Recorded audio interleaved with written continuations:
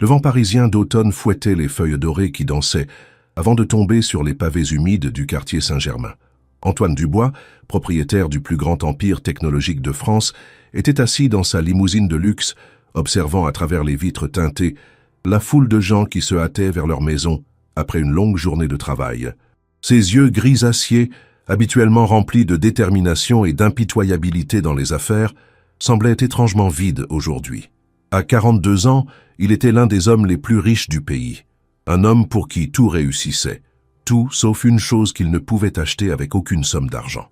Le chauffeur, Marcel, un homme âgé qui travaillait pour Antoine depuis 15 ans, jeta un coup d'œil dans le rétroviseur et remarqua la fatigue sur le visage de son employeur. « Monsieur Dubois, dit-il doucement, nous sommes arrivés au restaurant. Voulez-vous que j'attende dehors comme d'habitude ?» Antoine hocha la tête distraitement, ses pensées encore perdues dans les souvenirs douloureux qu'il avait tentés toute la journée. Ce n'était pas un jour ordinaire. C'était l'anniversaire de la disparition de sa fille unique, Élise, survenue il y a exactement 15 ans. Une disparition qui avait brisé son mariage, détruit sa foi en l'humanité et transformé son cœur en pierre froide. Il descendit de la voiture et se dirigea vers Le Petit Cygne, un petit restaurant discret, niché dans une ruelle étroite, loin des regards indiscrets des paparazzis et des journalistes. C'était l'un des rares endroits où Antoine pouvait manger en paix, sans être reconnu ou dérangé. La façade modeste du restaurant, avec ses volets verts et ses jardinières débordantes de fleurs, contrastait fortement avec les établissements 5 étoiles qu'il fréquentait habituellement. Mais aujourd'hui, il avait besoin de simplicité, de quelque chose qui lui rappellerait des temps plus heureux, avant que sa vie ne devienne cette course effrénée vers le succès qui ne parvenait jamais à combler le vide dans son cœur. Si cette histoire vous plaît jusqu'à présent, n'hésitez pas à laisser un like pour nous soutenir. Et dites-nous dans les commentaires, que pensez-vous du personnage d'Antoine? Ressentez-vous déjà de l'empathie pour lui? En poussant la porte du restaurant, Antoine fut accueilli par la douce mélodie d'un piano qui jouait en sourdine et l'arôme réconfortant de la cuisine française traditionnelle. L'intérieur était chaleureux et intime, avec des tables en bois sombre, des bougies vacillantes et des murs ornés de photographies en noir et blanc du vieux Paris. Une dizaine de tables seulement occupèrent l'espace, toutes éclairées par de petites lampes qui créaient une atmosphère feutrée et romantique. C'était exactement le genre d'endroit où il aurait emmené sa fille pour son anniversaire, si elle avait encore été là. Le maître d'hôtel, un homme distingué aux cheveux grisonnants, s'approcha avec un sourire professionnel. « Bonsoir, monsieur. Avez-vous une réservation ?» Antoine secoua la tête. « Non, je voudrais juste une table tranquille, de préférence dans un coin. » L'homme consulta son carnet de réservation, fronçant légèrement les sourcils. « Je suis désolé, monsieur, mais nous sommes complets ce soir. Cependant, si vous acceptez d'attendre 15 minutes, j'aurai une table qui se libère près de la fenêtre. » Antoine acquiesça, peu importe l'attente. Il avait tout son temps, trop de temps en réalité, pour réfléchir à sa vie ratée. Il prit place sur une banquette près de l'entrée, sortit son téléphone par habitude, puis le rangea aussitôt. Pas de email important, pas d'appels urgents, pas de réunion qui ne pouvait pas attendre.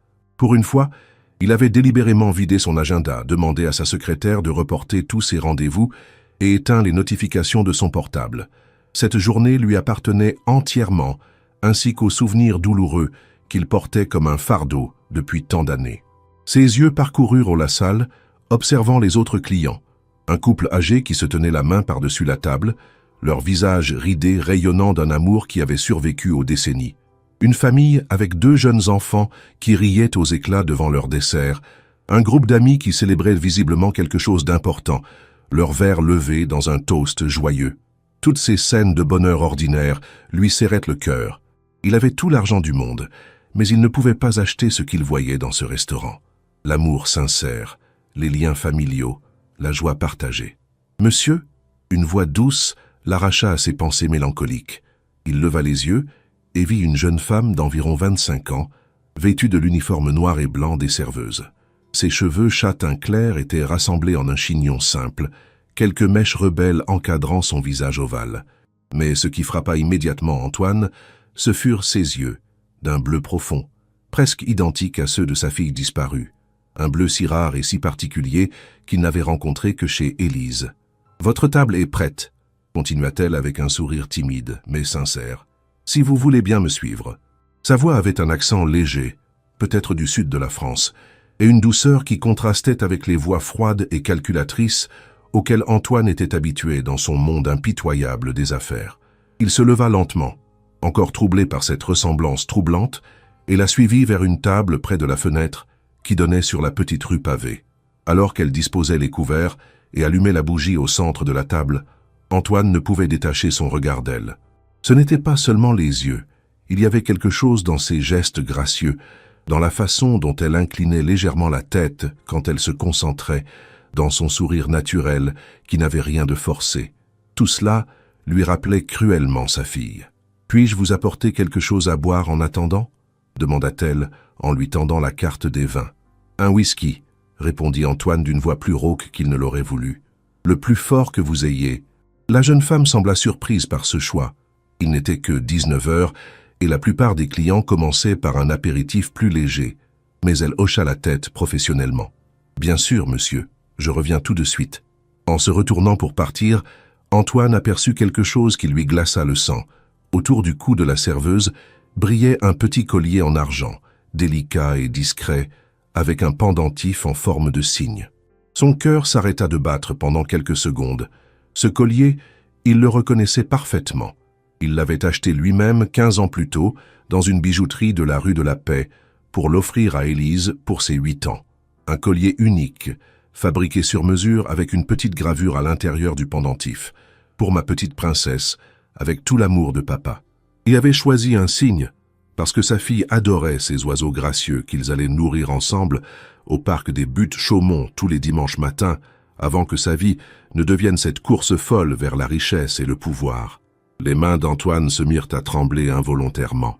Comment cette serveuse pouvait-elle porter le collier de sa fille? Où l'avait-elle trouvé? Qui le lui avait donné? 1000 questions se bousculaient dans son esprit, chacune plus troublante que la précédente. Il essaya de se raisonner. Il y avait sûrement une explication logique. Peut-être était-ce juste un collier similaire, une coïncidence troublante mais explicable. Après tout, les bijoux en forme de cygne n'étaient pas si rares, et dans la pénombre du restaurant, il avait pu se tromper sur les détails. Mais, au fond de son cœur, il savait que ce n'était pas possible. Ce collier était unique. Il l'avait fait graver spécialement, et le bijoutier lui avait assuré qu'il n'en existait qu'un seul exemplaire au monde. Antoine ferma les yeux, essayant de contrôler les émotions qui menaçaient de le submerger. Il revoyait parfaitement le visage radieux d'Élise, quand il lui avait offert ce cadeau. La façon dont elle avait sauté dans ses bras en criant « Papa, il est magnifique !» et comment elle avait refusé de l'enlever, même pour dormir, pendant des semaines. La serveuse revint avec son whisky, un Macallan 25 ans d'âge dans un verre en cristal. « Voici votre boisson, monsieur. Avez-vous eu le temps de regarder la carte ?» Antoine leva les yeux vers elle, son regard se fixant de nouveau sur le collier qui scintillait à la lueur de la bougie. Il devait en avoir le cœur net, même si cela risquait de rouvrir des blessures qu'il avait mis des années à refermer tant bien que mal. « Excusez-moi », dit-il d'une voix qu'il s'efforçait de garder calme, « mais j'aimerais vous poser une question au sujet de votre collier. Il est vraiment magnifique. » La jeune femme porta instinctivement la main à son cou, ses doigts effleurant le pendentif avec une tendresse qui fit mal au cœur d'Antoine. « Oh, merci beaucoup, c'est un cadeau très spécial pour moi. » Elle hésita un moment, comme si elle réfléchissait à ce qu'elle pouvait révéler à un inconnu. « Il appartenait à quelqu'un que j'aimais beaucoup. »« Appartenait ?» répéta Antoine, sentant son pouls s'accélérer dangereusement. « Cette personne, elle n'est plus ?» La serveuse baissa les yeux, une ombre de tristesse passant sur son visage. « C'est compliqué, » murmura-t-elle. « Je préfère ne pas en parler, si vous le permettez. C'est encore difficile pour moi. » Elle releva la tête et retrouva son sourire professionnel, mais Antoine pouvait voir qu'il était forcé maintenant. « Puis-je prendre votre commande ?» Antoine ne l'écoutait plus. Son esprit était en ébullition, analysant chaque mot, chaque intonation, chaque expression de cette jeune femme. Il y avait quelque chose dans sa façon de parler, dans ses manières, qui lui rappelait irrésistiblement sa fille. Même sa façon de dire « c'est compliqué » avec cette petite moue boudeuse. Élise faisait exactement la même chose quand elle ne voulait pas expliquer pourquoi elle avait eu une mauvaise note à l'école ou pourquoi elle s'était disputée avec ses amis. « Quel est votre nom ?» demanda-t-il soudainement, ignorant sa question sur la commande. La surprise se peignit sur le visage de la serveuse. « Pourquoi me demandez-vous cela, monsieur ?» Il y avait maintenant une pointe de méfiance dans sa voix. comme si elle se demandait si ce client étrange n'allait pas lui causer des ennuis. Antoine réalisa qu'il devait faire attention à ne pas l'effrayer ou éveiller ses soupçons. « Pardonnez-moi, » dit-il en s'efforçant de sourire. « Je ne voulais pas être indiscret. C'est juste que vous me rappelez quelqu'un que j'ai beaucoup aimé, quelqu'un que j'ai perdu. Ce n'était pas tout à fait un mensonge, mais ce n'était pas non plus toute la vérité. » La jeune femme le regarda avec plus de compréhension dans les yeux, comme si elle reconnaissait en lui une douleur similaire à la sienne. « Je m'appelle Clara, » dit-elle finalement, sa voix redevenant plus douce. « Clara Moreau, et je suis désolée pour votre perte. Je sais ce que c'est de perdre quelqu'un d'important. » Elle marqua une pause, semblant hésiter, puis ajouta « La personne qui m'a offert ce collier, elle aussi a disparu de ma vie quand j'étais très jeune. Je ne l'ai jamais revue depuis, mais ce bijou est tout ce qui me reste d'elle. » Le verre de whisky glissa des mains tremblantes d'Antoine et se brisa sur le sol dans un fracas qui attira l'attention de plusieurs clients. Clara sursauta et s'agenouilla immédiatement pour ramasser les morceaux de verre, mais Antoine ne bougeait pas. Il était paralysé par ce qu'il venait d'entendre. « Disparu de ma vie quand j'étais très jeune, tout ce qui me reste d'elle. » Ces mots résonnaient dans sa tête comme un écho du passé, ravivant des souvenirs qu'il avait essayé d'enterrer pendant des années. « Monsieur, ça va ?» Clara le regardait avec inquiétude, toujours agenouillé parmi les débris de verre. « Vous êtes tout pâle. Voulez-vous que j'appelle quelqu'un ?» Antoine secoua la tête, essayant de retrouver ses esprits. Il ne pouvait pas s'effondrer maintenant, pas avant d'avoir découvert la vérité sur cette jeune femme et sur ce collier qui avait appartenu à sa fille. « Non, non, ça va, » balbutia-t-il en se levant pour l'aider à nettoyer. « Je suis désolé, j'ai été maladroit. » En se penchant vers elle, il put voir de plus près le collier, et son cœur manqua de nouveau un battement. À la lueur des bougies, il pouvait distinguer les détails du pendentif, la courbe gracieuse du cou du cygne, les petites plumes finement ciselées et surtout la minuscule chaîne en argent avec ses maillons caractéristiques qu'il avait spécialement choisis pour qu'il soit assez résistant pour une enfant active comme Élise. « Laissez-moi faire », dit Clara en ramassant les derniers morceaux avec l'aide d'un autre serveur qui était accouru. « Ce sont des choses qui arrivent. Je vais vous chercher un autre verre. » Mais Antoine l'arrêta d'un geste. Il devait absolument en savoir plus sur ce collier, et il sentait que Clara était sur ses gardes maintenant. Il fallait qu'il trouve un moyen de gagner sa confiance, de la faire parler sans éveiller ses soupçons. « Clara, » dit-il doucement, « accepteriez-vous de vous asseoir avec moi quelques minutes? Je sais que vous travaillez, mais j'aimerais vraiment vous parler. J'ai l'impression que nous avons peut-être quelque chose en commun. » La jeune femme jeta un regard vers le maître d'hôtel, qui fronça les sourcils, mais hocha la tête après avoir vu l'expression suppliante d'Antoine.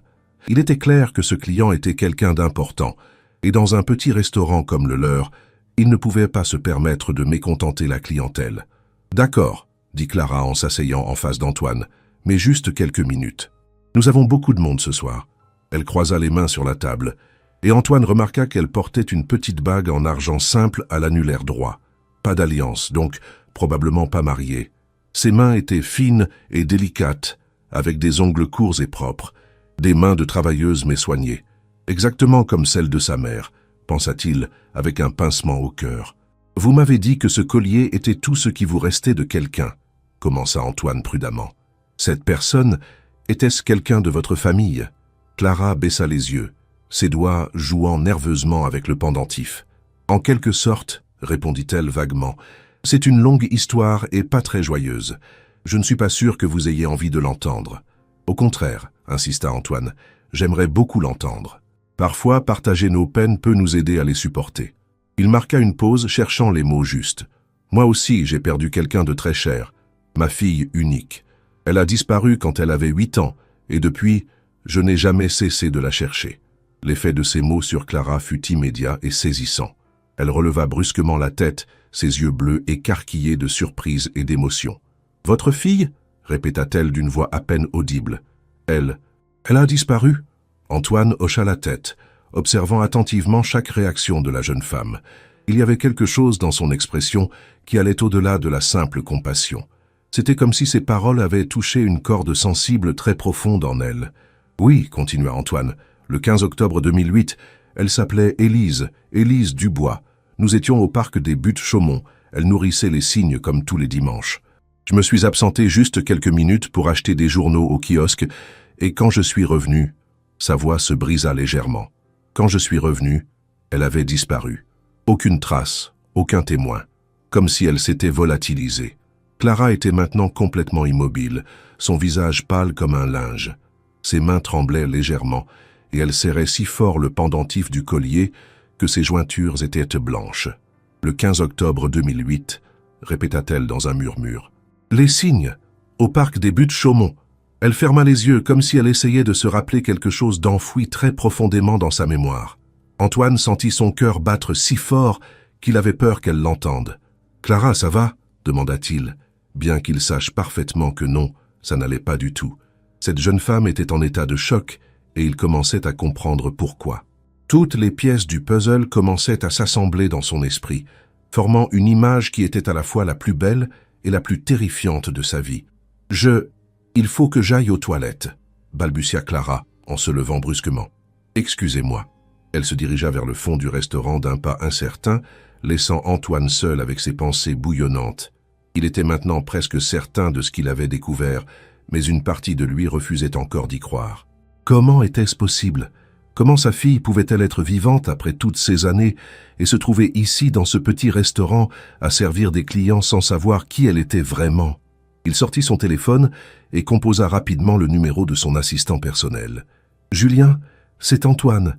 J'ai besoin que tu me rendes un service urgent. Tu te souviens de l'affaire Élise, le détective privé que nous avons engagé? Oui, Moreau. Attends. Moreau. Antoine sentit un frisson lui parcourir l'échine. Julien, le détective s'appelait bien Moreau, Pierre Moreau.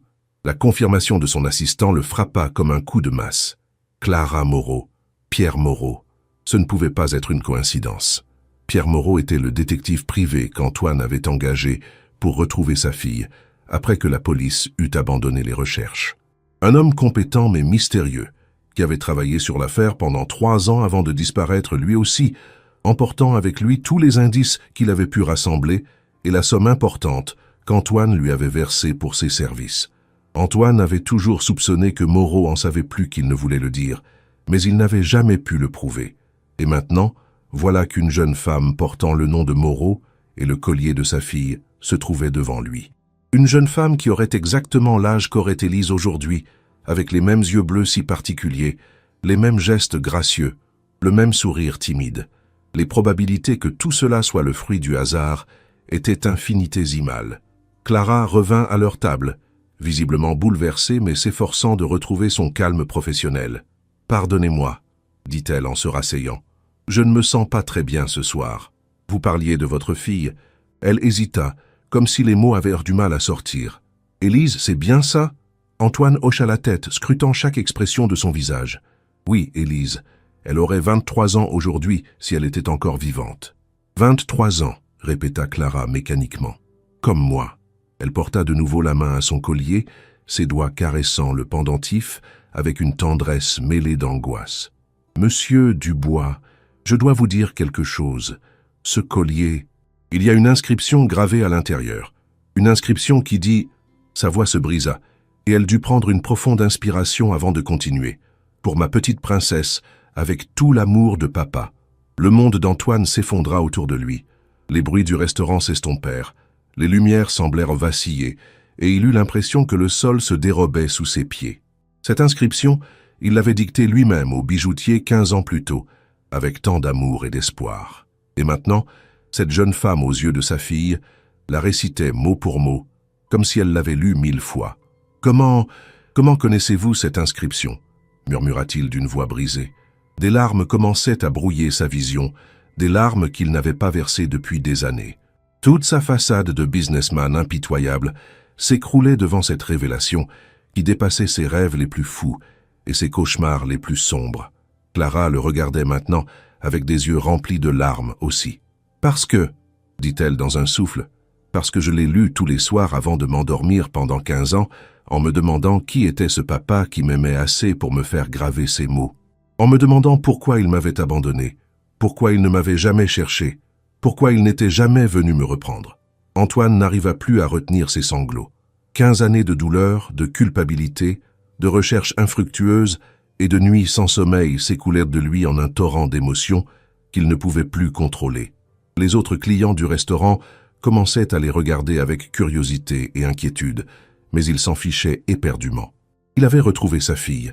Sa petite Élise était vivante, elle était là, devant lui, et elle portait encore le collier qu'il lui avait offert avec tant d'amour. « Élise, chuchota-t-il entre ses larmes, ma petite princesse, c'est vraiment toi ?» Clara, ou plutôt Élise, pleurait aussi maintenant, des larmes silencieuses qui coulaient sur ses joues pâles. « Je ne sais pas, » sanglota-t-elle. « Je ne me souviens de rien de cette époque. Pierre, l'homme qui m'a élevé, il m'a dit que mes parents étaient morts dans un accident, que j'avais perdu la mémoire à cause du choc. Il m'a dit qu'il était mon oncle, qu'il était la seule famille qui me restait. Pierre Moreau, dit Antoine avec une colère froide qui perçait à travers sa joie. Il t'a enlevé, il t'a volé à moi et il t'a menti pendant toutes ces années. Le puzzle final se mettait en place dans son esprit. Moreau n'était pas seulement un détective corrompu qui avait pris son argent sans résultat, c'était le ravisseur de sa fille, l'homme qui avait détruit sa famille et causé des années de souffrance indicibles.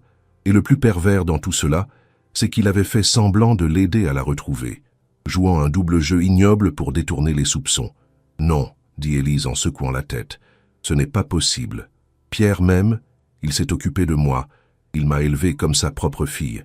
Il ne peut pas avoir fait ça. » Mais même en prononçant ces mots, on sentait qu'elle n'y croyait pas complètement. Trop de détails concordaient, trop d'éléments s'emboîtaient parfaitement pour que ce soit une coïncidence.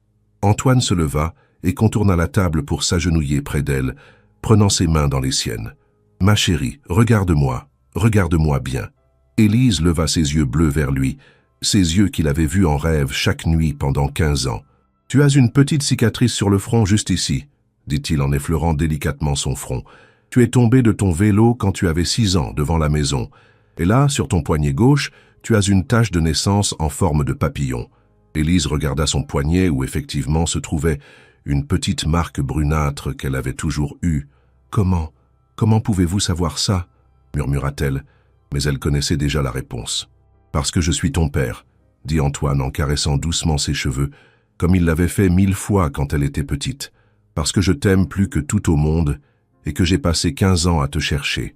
Parce que tu es ma petite princesse, celle pour qui j'aurais donné ma vie. » Le maître d'hôtel s'approcha discrètement de leur table, visiblement embarrassé par cette scène émotionnelle qui se déroulait dans son établissement. « Excusez-moi, dit-il poliment, mais peut-être pourriez-vous continuer cette conversation ailleurs.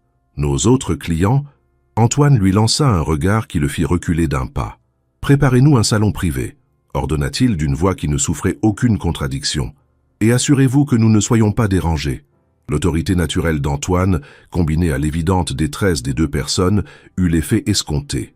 Le maître d'hôtel acquiesça rapidement et les conduisit vers un petit salon à l'étage, normalement réservé aux occasions spéciales.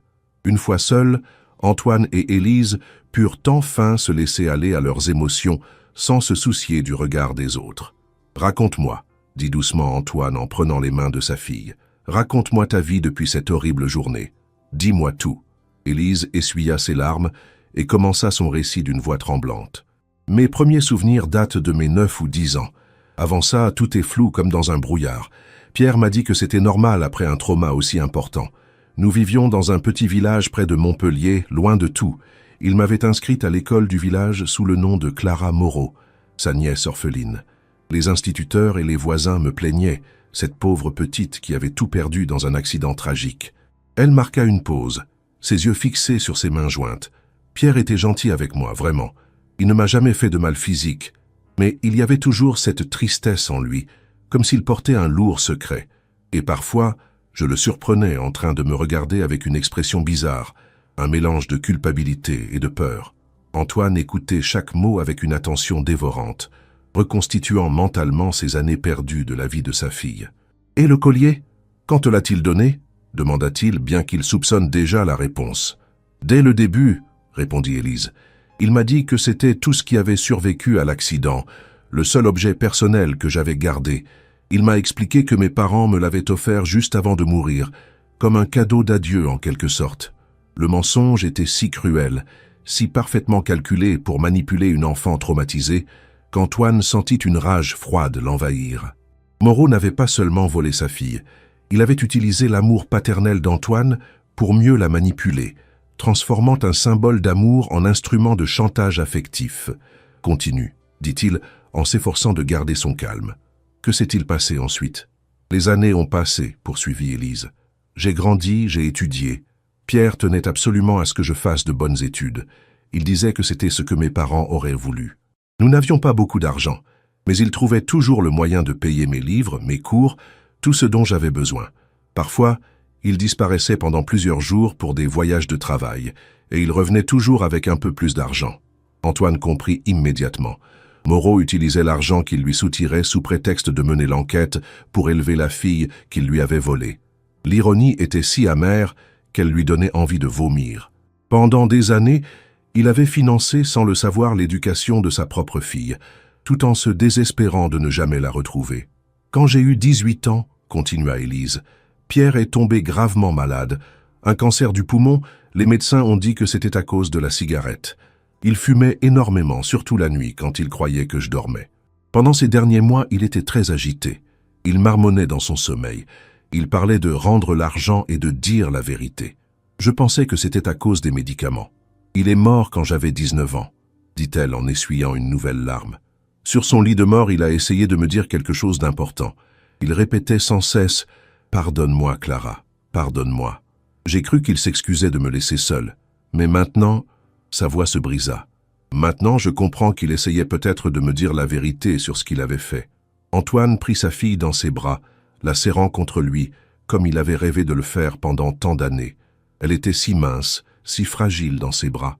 Il sentait son cœur battre contre sa poitrine, cette vie qu'il avait créée et qui lui avait été si cruellement arrachée. « Ma chérie, murmura-t-il, tu n'as rien à te reprocher. Tu étais une enfant, tu ne pouvais pas savoir. Après sa mort, continua Élise sans se détacher de l'étreinte paternelle qu'elle avait inconsciemment attendue toute sa vie, j'ai dû me débrouiller seule. Il n'avait pas d'économie, juste assez pour payer l'enterrement. J'ai quitté le village et je suis venu à Paris pour chercher du travail. J'ai enchaîné les petits boulots, femme de ménage, vendeuse, serveuse. Je vis dans une chambre de bonne de 9 mètres carrés sous les toits, mais au moins, c'est ma vie. Antoine sentit son cœur se serrer en imaginant sa fille, son héritière légitime, forcée de vivre dans la pauvreté et l'isolement, pendant que lui se morfondait dans sa richesse solitaire. « Tu n'auras plus jamais à t'inquiéter de l'argent, » lui dit-il avec ferveur. « Plus jamais. Tu es ma fille, tu es tout ce que j'ai au monde. » Mais Élise se dégagea doucement de ses bras, une expression troublée sur le visage. « Attendez, dit-elle. Comment puis-je être sûre que vous dites la vérité? Comment puis-je savoir que vous n'êtes pas, je ne sais pas, quelqu'un qui profite de ma ressemblance avec votre vraie fille pour je ne sais quoi ?» Sa méfiance était compréhensible. Après avoir été trompée pendant des années par l'homme qu'elle considérait comme son père, elle avait appris à se méfier des révélations trop belles pour être vraies. Antoine sourit à travers ses larmes. « Tu as raison d'être prudente. C'est exactement ce que je t'aurais appris à faire. » Il sortit son téléphone et composa un numéro. « Docteur Lemaire, Antoine Dubois, j'ai besoin de votre aide pour quelque chose d'extrêmement urgent et confidentiel. Pouvez-vous vous déplacer maintenant, avec votre matériel de test ADN? Oui, je sais qu'il est tard, mais c'est une question de vie ou de mort pour moi. Je vous paie le triple de vos honoraires. » Pendant qu'il organisait les tests de paternité, Élise l'observait avec attention. Il y avait quelque chose dans ses gestes, dans sa façon de prendre les choses en main, qui lui rappelait vaguement quelque chose, comme un écho lointain d'un souvenir enfoui. « Vous êtes vraiment riche, n'est-ce pas ?» demanda-t-elle avec un mélange de curiosité et d'appréhension. « Très riche, » confirma Antoine. « Je possède Dubois Technologies. Tu as peut-être entendu parler de cette entreprise. Nous développons des logiciels pour les plus grandes banques d'Europe. » Élise écarquilla les yeux. Même elle, qui ne s'intéressait pas au monde des affaires, connaissait cette entreprise dont les publicités étaient partout dans le métro parisien. « Mais l'argent ne signifie rien sans toi, » continua Antoine. « Pendant 15 ans, j'ai travaillé comme un forcené. Je me suis enrichi au-delà de tout ce qu'on peut imaginer. Mais c'était juste pour ne pas penser à ton absence. Chaque euro gagné était une façon de me punir de t'avoir perdu. » Le docteur Lemaire arriva moins d'1 heure plus tard, un homme âgé et discret qui avait l'habitude des urgences familiales délicates de la haute société parisienne. Il effectua les prélèvements avec professionnalisme, promettant des résultats préliminaires dans les 2 heures grâce à son laboratoire privé, équipé des dernières technologies.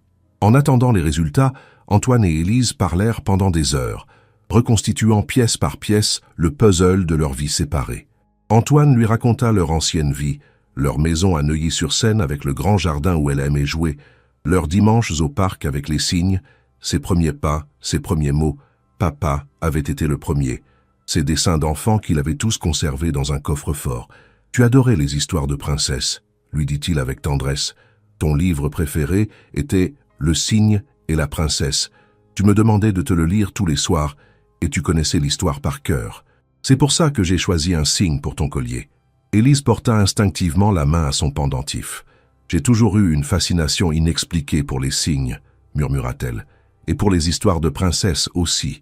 Pierre trouvait ça bizarre pour une fille de mon âge, mais je n'arrivais pas à m'en empêcher, comme si c'était ancré en moi. « Et ta mère ?» demanda-t-elle soudain. « Où est-elle » L'expression d'Antoine s'assombrit. Elle n'a pas supporté ta disparition. Elle a sombré dans la dépression puis dans l'alcool. Elle m'accusait de négligence, elle disait que c'était ma faute si tu avais disparu. Notre mariage n'a pas résisté. Elle est partie 6 mois après ta disparition et je n'ai plus jamais eu de ses nouvelles. Je pense qu'elle n'a jamais pu accepter l'idée que tu puisses être encore vivante. Elle pourrait vouloir me revoir ?» demanda Élise, avec espoir. Antoine secoua la tête tristement. « Je ne sais même pas si elle est encore en vie, ma chérie. Et même si elle l'est, je ne suis pas sûr qu'elle soit en état de gérer émotionnellement tes retrouvailles. Elle était très fragile, même avant ta disparition. » Le téléphone d'Antoine sonna. C'était le docteur Lemaire. « Monsieur Dubois, j'ai les résultats préliminaires. La probabilité de paternité est de 98 à 87%. Je peux affirmer avec certitude que cette jeune femme est votre fille biologique. » Antoine ferma les yeux, laissant la confirmation officielle balayer ses derniers doutes. « Merci, docteur. Envoyez-moi le rapport complet par email sécurisé. » Il raccrocha et regarda Élise, qui avait pâli en entendant la conversation. « Alors c'est vrai, murmura-t-elle. Vous êtes vraiment mon père, et Pierre m'a menti pendant 15 ans. » La réalité de la situation commençait enfin à s'imposer à elle, avec tout son poids émotionnel. Elle avait passé sa vie entière à pleurer des parents morts qui étaient en réalité vivants, à aimer un homme qui l'avait enlevé à sa vraie famille. « Comment puis-je lui pardonner ?» dit-elle en éclatant en sanglots. « Comment puis-je pardonner à quelqu'un qui m'a volé ma vie, qui vous a volé 15 ans avec votre fille? Il m'a fait grandir dans le mensonge, il m'a empêché de vous connaître, de grandir avec l'amour de mon vrai père. » Antoine la prit de nouveau dans ses bras, caressant ses cheveux comme il l'avait fait quand elle était petite et qu'elle faisait des cauchemars. « Ma chérie, la colère et la rancœur ne nous rendront pas ces années perdues. Ce qui compte, c'est que nous soyons enfin réunis. Ce qui compte, c'est l'avenir que nous allons construire ensemble. » « Mais ces 15 années, » protesta Élise, « tout ce temps perdu, tous ces moments que nous n'avons pas partagés, mes anniversaires, mes remises de diplômes, mes premiers chagrins d'amour, vous n'étiez pas là pour rien de tout ça. » Sa voix était chargée d'une tristesse profonde, celle de tous ces moments volés par la cupidité et la folie d'un homme. « Tu as raison, » admit Antoine. « Ces années sont perdues à jamais, et rien ne pourra les rattraper. Mais regarde-moi, ma chérie. » Il prit son visage entre ses mains, plongeant son regard dans ses yeux bleus qu'il avait tant cherchés. « Tu es là, tu es vivante, tu es belle et forte et courageuse. Tu as survécu à tout ce qu'il t'a fait subir. Tu t'es construite malgré les mensonges. Tu es exactement la fille dont j'ai toujours rêvé. Qu'est-ce qui va se passer maintenant ?» demanda Élise. « Je ne sais pas comment être votre fille. Je ne sais pas comment vivre dans votre monde. Je ne suis qu'une serveuse qui habite une chambre de bonne. » Antoine sourit, un vrai sourire pour la première fois depuis des années. « Tu vas apprendre. Nous allons apprendre ensemble. Et tu n'es pas qu'une serveuse.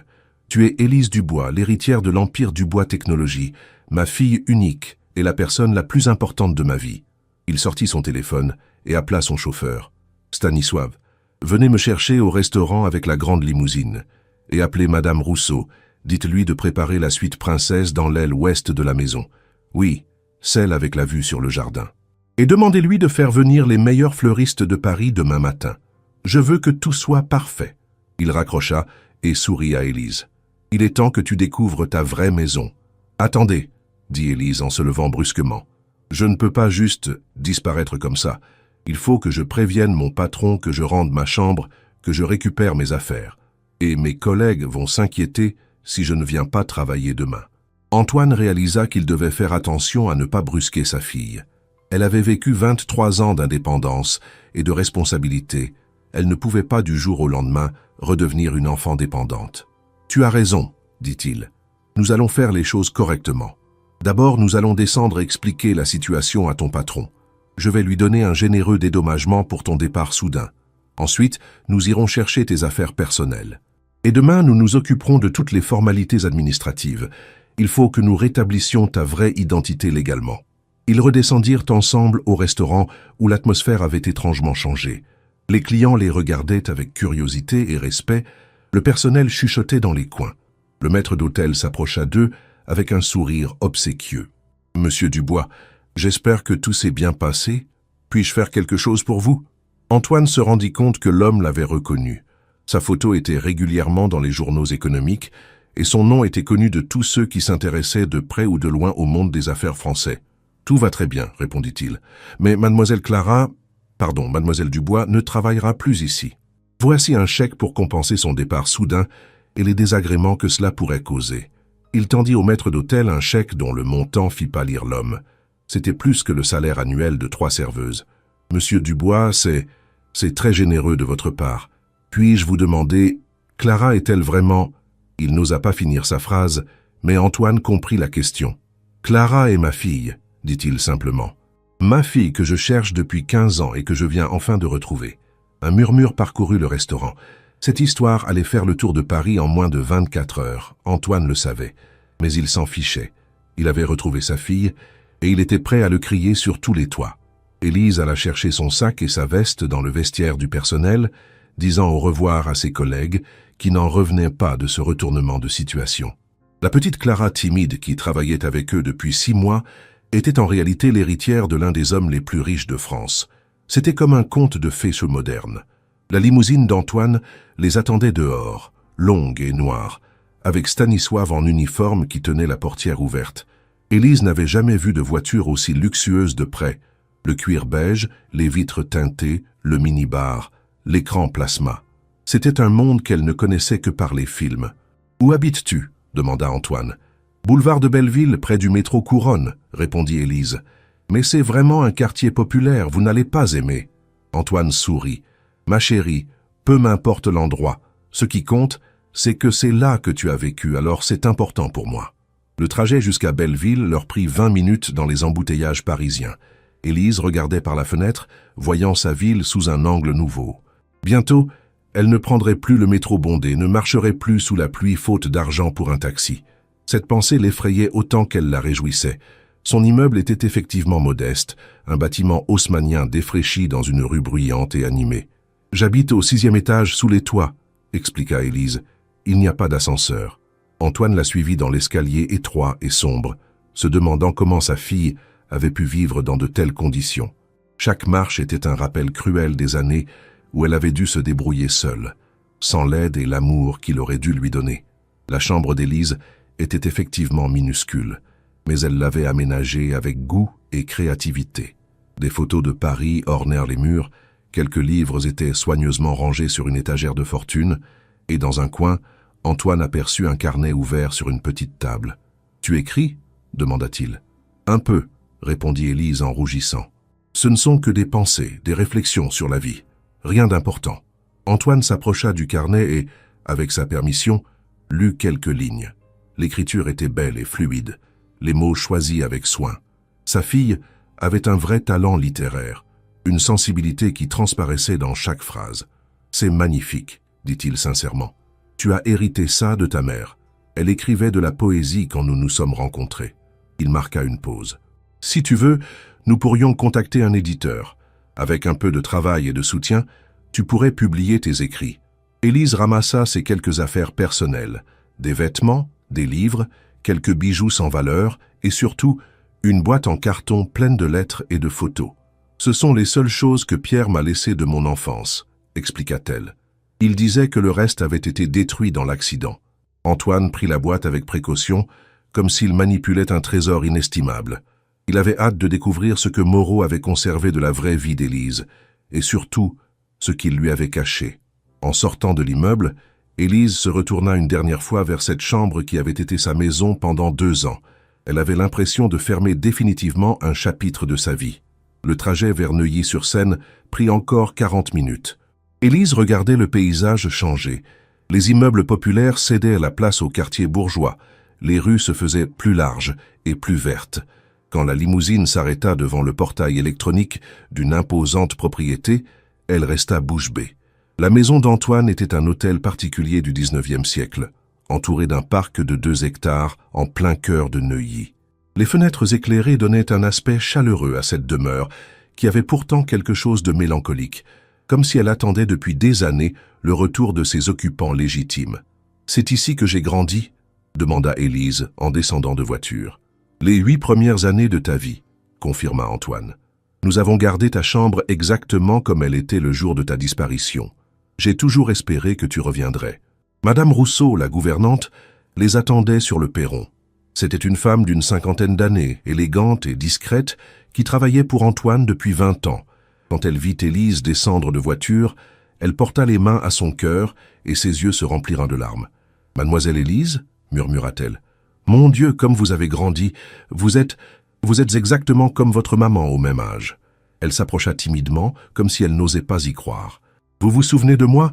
Je vous faisais des cookies aux pépites de chocolat quand vous étiez petite. » Élise secoua la tête, mais quelque chose dans le sourire de cette femme lui semblait familier. Une chaleur, une bienveillance qui éveillait en elle des échos lointains. « Je suis désolé, je ne me souviens de rien de cette époque. » Madame Rousseau hocha la tête avec compréhension. « Ce n'est pas grave, ma chérie. L'important, c'est que vous soyez de retour à la maison. » Antoine fit visiter la maison à sa fille, lui montrant les pièces qu'elle avait connues enfant. Le grand salon avec sa cheminée en marbre, la bibliothèque aux murs couverts de livres anciens, la salle à manger où ils prenaient leur repas en famille. Tout était resté exactement comme avant, comme un musée figé dans le temps. « Et voici ta chambre », dit Antoine, en ouvrant une porte au premier étage. Élise poussa un petit cri de surprise.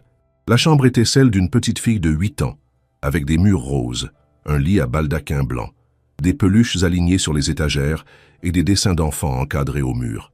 Au centre de la pièce trônait une magnifique maison de poupées, reproduction parfaite d'un château de conte de fées. « Vous avez vraiment tout gardé », murmura Élise, émue malgré elle par cette manifestation d'amour paternel. « J'espérais tous les jours que tu rentrerais », dit Antoine. Madame Rousseau faisait le ménage ici chaque semaine. Elle changeait les draps.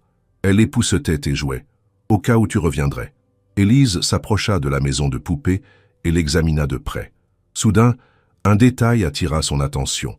Dans le salon miniature, il y avait un petit piano en bois, et à côté, une minuscule figurine représentant une petite fille en robe bleue. « Cette poupée, » dit-elle en la prenant délicatement. « Elle me dit quelque chose, comme si je l'avais déjà vue. »« Tu l'appelais Princesse Bleue, » dit Antoine avec émotion. « C'était ta poupée préférée.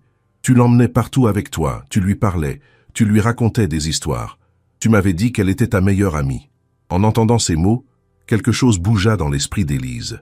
Comme un voile qui se déchirait lentement, elle eut soudain une vision fugace.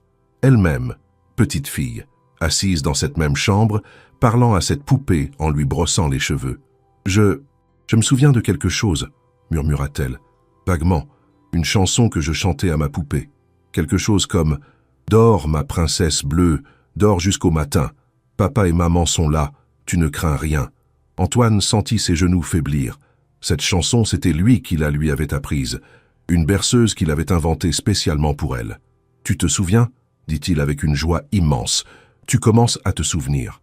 Les médecins m'avaient dit que ça pourrait arriver si tu revenais dans un environnement familier. » Il prit sa fille dans ses bras, la serrant contre lui avec une tendresse infinie. « Ma petite princesse est enfin revenue à la maison.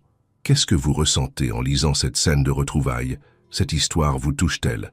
Partagez vos émotions dans les commentaires. » Madame Rousseau les rejoignit avec un plateau de thé et des petits gâteaux. « J'ai pensé que vous pourriez avoir faim après toutes ces émotions, » dit-elle avec sa prévenance habituelle. « Et j'ai préparé la suite princesse pour mademoiselle Élise, comme vous l'avez demandé, monsieur Antoine. Mais peut-être préférerait-elle dormir dans son ancienne chambre ?» Élise regarda autour d'elle, partagée entre l'émotion de retrouver ce lieu de son enfance et l'étrangeté de se retrouver dans un décor si éloigné de sa vie d'adulte. « Je pense que j'aimerais découvrir cette suite, » dit-elle finalement. « Cette chambre est belle, mais elle appartient à la petite fille que j'étais. Je ne suis plus cet enfant. » Antoine comprit et respecta son choix. Il était important qu'Élise puisse construire sa nouvelle vie sans avoir l'impression d'être prisonnière de son passé. La suite princesse était somptueuse. Une chambre avec un lit king size, un salon privatif, une salle de bain avec baignoire à remous, et surtout, une terrasse qui donnait sur le parc et permettait de voir l'étang où nageaient plusieurs cygnes. « Vous avez un étang avec des cygnes » s'exclama Élise en découvrant la vue. « Bien sûr » sourit Antoine. « Comment aurais-je pu vivre sans cygnes après avoir eu une fille qui les adorait? Ces oiseaux me rappelaient toi tous les jours. Parfois, je venais m'asseoir au bord de l'étang et je leur parlais de toi, je leur disais que tu reviendrais un jour. » Cette nuit-là, Élise eut du mal à s'endormir. Trop d'émotions, trop de révélations, trop de changements d'un seul coup. Elle sortit sur sa terrasse et observa les cygnes qui glissaient silencieusement sur l'eau claire sous la lumière de la lune. Quelque part dans son esprit, des souvenirs continuaient de bouger, comme des bulles qui remontent lentement à la surface d'un lac profond. De son côté, Antoine ne dormait pas non plus. Il était dans son bureau, au téléphone avec ses avocats et ses conseillers, organisant le retour légal de sa fille. Il fallait rétablir son vrai nom, sa vraie identité, lui donner accès à son héritage. Il fallait aussi mener une enquête approfondie sur Pierre Moreau, comprendre comment et pourquoi il avait enlevé Élise, découvrir s'il avait eu des complices. Le lendemain matin, Élise fut réveillée par des coups légers à sa porte. C'était Madame Rousseau qui apportait le petit déjeuner sur un plateau d'argent, croissants frais, confiture maison, jus d'orange pressé et surtout des cookies aux pépites de chocolat encore tièdes. « J'ai pensé que vous aimeriez peut-être retrouver les saveurs de votre enfance », dit la gouvernante avec un sourire maternel. En croquant dans un cookie, Élise eut soudain un flash. Elle-même, petite fille, dans la cuisine de cette même maison, debout sur un tabouret pour atteindre le plan de travail, aidant une femme aux cheveux bruns à mélanger la pâte à cookies. « Madame Rousseau, » dit-elle avec excitation, « vous aviez les cheveux bruns avant, n'est-ce pas? Et nous faisions la cuisine ensemble ?» La gouvernante porta la main à ses cheveux maintenant grisonnants et sourit avec émotion. « Oui, ma chérie. Vous vous souvenez? Vous étiez ma petite assistante cuisinière. Vous insistiez toujours pour casser les œufs vous-même, même si vous en mettiez partout. Les souvenirs affluaient maintenant comme un barrage qui cède. » Élise revoyait des scènes de plus en plus précises. Elle-même courant dans le parc en riant, nourrissant les cygnes avec son père, dessinant à la table de la cuisine, pendant que Madame Rousseau préparait le dîner. Chaque détail retrouvé était comme un morceau de puzzle qui reprenait sa place, reconstituant lentement l'image de son enfance perdue. Antoine la trouva dans le jardin, assise au bord de l'étang, observant les cygnes avec fascination. « Bonjour, ma chérie. Bien dormi ?» Elle se tourna vers lui avec un sourire radieux. « Papa, je me souviens de plus en plus de choses. Ce matin, en voyant Madame Rousseau, j'ai retrouvé des souvenirs de la cuisine. Et maintenant, en regardant ces cygnes, je me rappelle nos dimanches au parc. Vous m'achetiez toujours un sac de graines et je voulais nourrir tous les oiseaux du lac. Papa ?» Ce simple mot, qu'Élise avait prononcé naturellement pour la première fois depuis leur retrouvaille, fit monter les larmes aux yeux d'Antoine. Pendant 15 ans, il avait rêvé d'entendre sa fille l'appeler ainsi de nouveau. « J'ai quelque chose à te montrer », dit-il en sortant une épaisse chemise de documents. Mes détectives privés ont retrouvé la trace de Pierre Moreau. Son vrai nom était Pierre Dubois. « Dubois ?» répéta Élise, interloquée. « Comme nous ?» Antoine hocha gravement la tête. « C'était mon demi-frère, le fils illégitime de mon père, né d'une liaison avec sa secrétaire. Mon père ne l'a jamais reconnu officiellement, et Pierre en a toujours voulu à notre famille. Quand mon père est mort et que j'ai hérité de l'entreprise, Pierre a essayé de contester le testament. Il a perdu au tribunal et c'est là qu'il a disparu. L'histoire prenait une tournure encore plus sombre. Il t'a enlevé pour se venger de moi, continua Antoine, pour me faire souffrir comme il avait souffert d'être rejeté par notre père. Mais je pense qu'avec le temps, il s'est attaché à toi. Il n'a pas pu te faire du mal, alors il a inventé cette histoire d'accident pour te garder près de lui tout en me punissant. » Élise pâlit en entendant cette révélation. « Donc l'homme qui m'a élevé était votre frère, mon oncle ?» Elle porta la main à son collier, ce bijou qui avait été le lien inconscient entre sa vraie famille et sa fausse vie. « C'est pour ça qu'il connaissait l'existence de ce collier. Il savait que vous me l'aviez offert. »« Exactement, » confirma Antoine. « Il a utilisé ton propre collier pour renforcer le mensonge sur tes parents morts. C'était diaboliquement calculé. » Il prit les mains de sa fille dans les siennes. « Mais ma chérie, il faut que tu saches une chose importante. Même s'il t'a enlevé, même s'il t'a menti, Je pense qu'il t'aimait sincèrement. À sa façon tordue, il considérait probablement qu'il te sauvait d'une famille qu'il avait rejetée. « Comment pouvez-vous dire ça ?» s'exclama Élise avec colère. « Il a détruit nos vies. Il vous a fait souffrir pendant 15 ans. Il m'a privé de mon vrai père, de ma vraie vie. » Antoine comprit sa réaction, mais il avait eu toute la nuit pour réfléchir à cette situation complexe. Parce que si nous gardons la haine dans nos cœurs, nous ne pourrons jamais être vraiment heureux, expliqua-t-il doucement. Pierre était un homme brisé, rongé par le ressentiment. Il a fait des choses terribles, mais au final, il t'a élevé avec amour. Tu es devenue une jeune femme magnifique, intelligente et bonne. Si tu avais grandi dans la haine et la maltraitance, tu ne serais pas la personne que tu es aujourd'hui. Élise réfléchit aux paroles de son père. C'était vrai que Pierre, malgré ses mensonges, avait été un père aimant. Il l'avait nourrie, logée, éduquée, soignée quand elle était malade. Il avait sacrifié sa propre vie pour s'occuper d'elle. Cette réalisation ne justifiait pas ses actes, mais elle rendait la situation encore plus complexe émotionnellement. « J'ai contacté les autorités », continua Antoine. « L'affaire va être rouverte officiellement, mais comme Pierre est mort, il n'y aura pas de procès. L'important maintenant, c'est de nous concentrer sur notre avenir ensemble. » Il se leva et tendit la main à sa fille. « Viens, j'ai quelque chose d'autre à te montrer. » Il la conduisit vers son bureau, une pièce imposante avec des murs couverts de diplômes et de photos de ses succès entrepreneuriaux. Mais ce qu'il voulait lui montrer n'était pas lié à ses affaires. Dans un coin de la pièce, il y avait un meuble vitré contenant tous les dessins d'enfants d'Élise, soigneusement encadrés et étiquetés par date. « Tu as gardé tous mes dessins », murmura Élise, émue. « Chacun d'entre eux », confirma Antoine. « Regarde celui-ci, c'est mon préféré. » Il lui montra un dessin maladroit représentant 3 personnages, un grand homme, une femme et une petite fille, tous les 3 se tenant la main devant une maison. En bas d'une écriture d'enfant, on pouvait lire « Ma famille que j'aime ». Je l'avais affiché dans mon bureau pendant des années, dit Antoine. C'était ma façon de te garder près de moi, même quand tu n'étais plus là. Élise examina le dessin, et soudain, elle se souvint parfaitement du jour où elle l'avait fait. C'était un dimanche pluvieux. Elle s'ennuyait, et sa mère lui avait donné des crayons de couleur pour qu'elle dessine pendant qu'eux discutaient de choses importantes d'adultes. « Maman était brune, n'est-ce pas ?» demanda-t-elle en regardant la figure féminine du dessin. Avec de longs cheveux et des yeux verts, Antoine acquiesça. Elle était très belle. Tu lui ressembles beaucoup d'ailleurs. La même grâce, la même douceur dans le regard. Il marqua une pause. Tu aimerais la retrouver? Vous pensez que c'est possible? L'espoir dans la voix d'Élise était palpable. « Je vais engager les meilleurs détectives du pays, » promit Antoine. « Si elle est encore vivante, nous la retrouverons. Tu mérites d'avoir tes 2 parents. » Il ne dit pas à Élise que les chances de retrouver sa mère dans un état psychologique stable étaient minces. Catherine Dubois avait sombré dans l'alcoolisme et la dépression après la disparition de sa fille, et 15 ans, c'était long pour quelqu'un qui était déjà fragile. L'assistant d'Antoine, Julien, frappa à la porte du bureau. « Monsieur Dubois ? Les journalistes sont déjà au courant pour mademoiselle Élise. Ils campent devant le portail et mon téléphone n'arrête pas de sonner. Comment voulez-vous gérer cette situation ?» Antoine fronça les sourcils. Il avait espéré avoir plus de temps avant que la nouvelle ne filtre dans les médias. « Papa ?» dit Élise, inquiète. « Qu'est-ce que ça veut dire? Il va y avoir des journalistes ?» Antoine réalisa que sa fille n'avait aucune idée de ce que signifiait être membre d'une famille aussi en vue que la leur. « Ma chérie, il faut que tu comprennes quelque chose. Notre famille est très connue en France.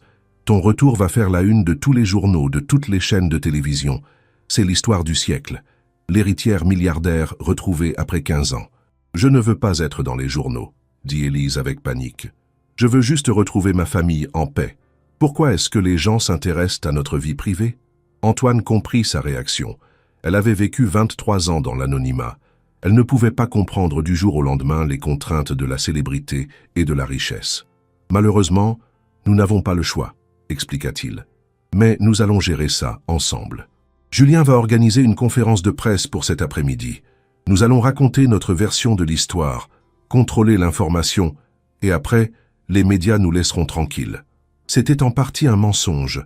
Antoine savait que l'intérêt médiatique pour Élise ne cesserait jamais complètement, mais il ne voulait pas l'effrayer davantage. « Une conférence de presse ?» répéta Élise, terrifiée. « Mais je ne sais pas parler devant les caméras. Je ne sais pas quoi dire. » Antoine la prit dans ses bras. « Tu n'es pas obligé de dire quoi que ce soit. Je peux très bien gérer ça tout seul. L'important, c'est que tu sois là, à côté de moi, pour montrer que nous sommes réunis. » Pendant qu'Antoine organisait la conférence de presse avec son équipe de communication, Élise retourna dans sa chambre d'enfance, cherchant dans les objets familiers d'autres souvenirs qui pourraient remonter à la surface. Elle ouvrit une armoire et découvrit ses anciens vêtements, soigneusement conservés dans des housses transparentes.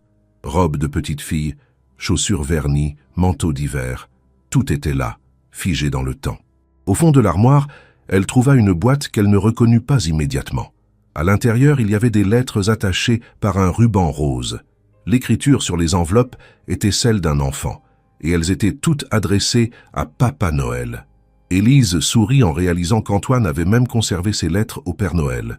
Elle en ouvrit une au hasard et lut « Cher Papa Noël, cette année je voudrais une maison de poupée encore plus grande, et aussi que papa soit moins triste quand il croit que je ne le regarde pas. Maman pleure parfois la nuit, je l'entends. Je voudrais qu'il soit heureux comme avant. Je serai très sage, promis. Élise, 7 ans. » Cette lettre la troubla profondément. Même enfant, elle avait perçu les tensions dans la famille. Ses parents n'étaient donc pas aussi heureux qu'elle l'avait cru. « Il y avait des problèmes entre papa et maman avant ma disparition ?» demanda-t-elle quand Antoine vint la voir. Antoine soupira en voyant la lettre dans ses mains. « Ta mère et moi, nous traversions une période difficile, c'est vrai. J'étais trop absorbé par mon travail. Je rentrais tard, je voyageais beaucoup. Catherine se sentait seule, négligée. Nous nous disputions souvent. » Il s'assit à côté de sa fille sur le lit de son enfance. « Ta disparition n'a fait qu'amplifier des problèmes qui existaient déjà. Donc même si Pierre ne m'avait pas enlevé, vous auriez peut-être divorcé quand même. » Cette possibilité rendait la situation encore plus complexe. « C'est possible, » admit Antoine. « Mais ta présence nous aurait peut-être aidé à surmonter nos difficultés. Un enfant, c'est un lien très fort entre deux parents. Sans toi, nous n'avions plus rien en commun. » L'heure de la conférence de presse approchait. Antoine avait fait aménager le grand salon de réception pour accueillir une dizaine de journalistes triés sur le volet. Il ne voulait pas d'un cirque médiatique, juste une communication contrôlée pour satisfaire la curiosité du public et protéger sa fille des paparazzis trop invasifs. Élise avait revêtu une robe simple mais élégante que Madame Rousseau était allée acheter en urgence dans les boutiques de luxe des Champs-Élysées. Elle portait toujours son collier au cygne, qui allait devenir le symbole de cette histoire extraordinaire. Antoine lui avait expliqué qu'elle n'aurait qu'à rester silencieuse et souriante, qu'il se chargerait de toutes les questions. « Mesdames et messieurs les journalistes, » commença Antoine devant les caméras, « je vous ai réunis aujourd'hui pour vous annoncer la nouvelle la plus importante de ma vie. Après 15 années de recherche, j'ai retrouvé ma fille Élise, disparue en 2008 alors qu'elle n'avait que 8 ans. » Un murmure parcourut l'assemblée de journalistes. Ils savaient que cette conférence concernait une annonce personnelle majeure, mais peu s'attendaient à une révélation d'une telle ampleur. « Ma fille a été enlevée par mon demi-frère, Pierre Moreau, qui lui a fait croire que ses parents étaient morts et qu'il était son tuteur légal, » continua Antoine. « Pendant 15 ans, elle a vécu sous une fausse identité, privée de sa vraie famille et de son héritage. Nous nous sommes retrouvés hier soir par un concours de circonstances extraordinaires. Les questions fusèrent. Comment l'avez-vous reconnue? Où a-t-elle vécu toutes ces années? Va-t-elle hériter de votre fortune? Avez-vous l'intention de poursuivre en justice? » Antoine répondit avec diplomatie, donnant suffisamment de détails pour satisfaire la curiosité des médias sans révéler d'éléments trop personnels. « Et vous, mademoiselle Dubois ?» dit une journaliste en s'adressant directement à Élise. « Comment vous sentez-vous après cette révélation ?» Élise regarda son père, qui lui fit un signe d'encouragement.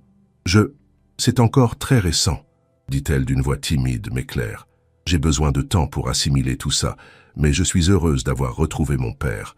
Il me manquait sans que je le sache. » Cette phrase, simple et touchante, allait faire le tour de tous les médias français dans les heures suivantes. L'histoire d'Élise captivait déjà l'opinion publique, et son côté conte de fées modernes touchait le cœur de millions de personnes. Après la conférence de presse, Antoine et Élise se retrouvèrent enfin seuls dans le calme du grand salon. « Comment tu te sens ?» demanda Antoine. « Épuisé, » admit Élise, « et un peu effrayé. Tous ces journalistes, toutes ces questions, c'est un monde que je ne connais pas. Tu vas apprendre, » la rassura Antoine. « Et tu n'es pas obligé d'aimer ça. Nous pouvons vivre discrètement si tu préfères. L'important, c'est que nous soyons ensemble. » Il marqua une pause. « Il y a une chose dont nous devons parler, ma chérie. Ton héritage. Tu es ma seule héritière, ce qui signifie que tu es déjà, techniquement, l'une des femmes les plus riches de France. Je ne veux pas de votre argent, dit Élise instinctivement. Je veux dire, pas comme ça. Je n'ai rien fait pour le mériter. Antoine sourit devant cette réaction qui lui rappelait sa propre éthique du travail. Ma chérie, tu n'as pas à mériter l'amour de ton père. Et cet argent, je l'ai gagné en pensant à toi, pour toi. Bien sûr, tu devras apprendre à gérer cette richesse, à l'utiliser de façon responsable, mais c'est ton droit de naissance. Qu'est-ce que ça va changer dans ma vie? Demanda Élise avec appréhension. Tout, répondit honnêtement Antoine. Tu ne pourras plus vivre anonymement, tu auras des responsabilités et des obligations sociales, mais tu auras aussi le pouvoir de faire le bien, d'aider les autres, de changer des vies. Avec la richesse vient la responsabilité. Ce soir-là, pour leur premier dîner en famille depuis 15 ans, Antoine avait demandé à Madame Rousseau de préparer tous les plats préférés d'Élise enfant, escalope de veau à la crème, purée de pommes de terre maison, et en dessert, une tarte aux pommes comme elle les aimait. À sa grande surprise, Élise se souvenait du goût de tous ces plats. « C'est incroyable », dit-elle en savourant la tarte. « J'ai l'impression de retrouver non seulement des souvenirs, mais aussi des sensations, des émotions, comme si mon corps se rappelait de choses que mon esprit avait oubliées. » Antoine était fasciné par ce processus de retour mémoriel. Les médecins lui avaient expliqué que les traumatismes pouvaient effacer certains souvenirs, mais que l'exposition à des éléments familiers pouvait les faire ressurgir. « Parlez-moi de maman », demanda soudain Élise. « Comment était-elle? Comment vous êtes-vous rencontrés ?» Antoine posa sa fourchette, un sourire nostalgique aux lèvres. « Ta mère était lumineuse. C'est le mot qui lui convient le mieux. Elle illuminait chaque pièce où elle entrait. Nous nous sommes rencontrés à l'université, elle étudiait la littérature française et moi l'informatique. Elle m'a aidé avec mes cours de français et moi, je l'ai aidé avec ses cours d'informatique obligatoires. Elle était drôle, intelligente, passionnée, continua-t-il. Elle rêvait de devenir écrivain, de publier des romans. Elle écrivait des heures entières, enfermée dans son bureau, et quand elle sortait, elle avait cette expression radieuse de quelqu'un qui vient de créer quelque chose de beau. Antoine marqua une pause. Quand tu es né, elle a arrêté d'écrire pour se consacrer entièrement à toi. Je pense que ça lui manquait, même si elle ne l'a jamais dit. « Vous pensez qu'elle m'en voulait ?» demanda Élise avec inquiétude. « Oh non, ma chérie, elle t'adorait. Tu étais tout son monde. Mais je pense qu'elle avait besoin de retrouver sa passion pour l'écriture, et nous ne l'avons pas assez encouragée. C'est l'un de mes regrets. » Antoine réalisa qu'il parlait de Catherine au passé, comme si elle était morte. Il espérait de tout cœur qu'elle était encore vivante quelque part. Le lendemain matin, le réveil d'Élise fut brutal. En ouvrant les volets de sa chambre, elle découvrit une dizaine de paparazzis massés devant le portail de la propriété, leur téléobjectif pointé vers la maison. « Papa !» cria-t-elle en courant vers le bureau d'Antoine. « Il y a des photographes partout dehors !» Antoine soupira. Il s'y attendait, mais il avait espéré avoir plus de répit. « C'est normal, ma chérie. Notre histoire fait le tour du monde. Regarde. » Il lui montra son ordinateur portable. Leurs photos étaient en une de tous les grands journaux européens, et les sites internet ne parlaient que de l'héritière retrouvée et du miracle de Noël en avance. Le conte de fées du XXIe siècle, lut Élise sur l'écran. La Cendrillon des temps modernes retrouve son prince de père. C'est ridicule. Nous ne sommes pas dans un conte de fées. Antoine comprit sa frustration. Les médias avaient tendance à simplifier et romancer les histoires complexes pour les rendre plus vendables. Malheureusement, c'est comme ça que fonctionne la presse, expliqua-t-il. Mais ne t'inquiète pas, l'intérêt va retomber. En attendant, nous allons rester ici, en sécurité. Il avait déjà contacté une agence de sécurité privée pour renforcer la surveillance de la propriété et protéger sa fille des intrusions. « Il faut que je retourne chercher mes dernières affaires dans ma chambre, » dit Élise. « Et j'aimerais dire au revoir à mes collègues du restaurant, les remercier pour leur gentillesse. » Antoine secoua la tête. C'est impossible pour le moment. Avec tous ces paparazzis, tu ne peux pas sortir. Mais je peux envoyer quelqu'un récupérer tes affaires, et nous pouvons inviter tes collègues ici si tu veux. L'idée de voir ses anciens collègues dans ce cadre luxueux gênait Élise. Elle avait peur qu'ils la jugent, qu'ils pensent donc qu'elle leur avait menti sur sa vraie identité.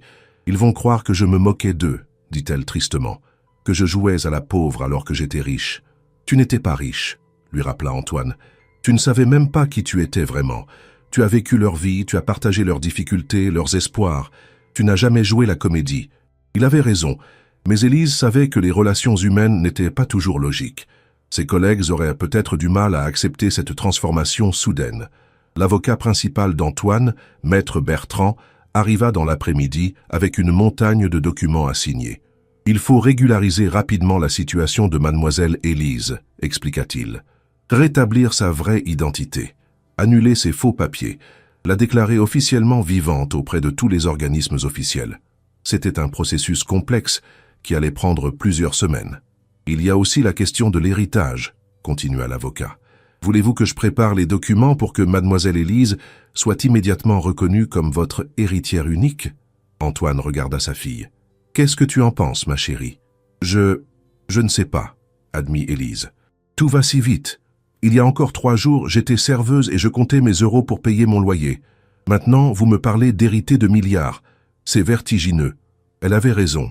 La transition était brutale pour quelqu'un qui n'avait jamais connu que la vie ordinaire d'une jeune femme de la classe moyenne. « Nous pouvons procéder progressivement, » suggéra maître Bertrand. « Commencer par lui donner accès à un compte courant confortable, puis augmenter graduellement ses droits et responsabilités au fur et à mesure qu'elle s'adapte à sa nouvelle situation. » Cette approche sembla rassurer Élise. « Et mes études ?» demanda-t-elle soudain. « J'avais commencé des cours du soir en littérature à la Sorbonne.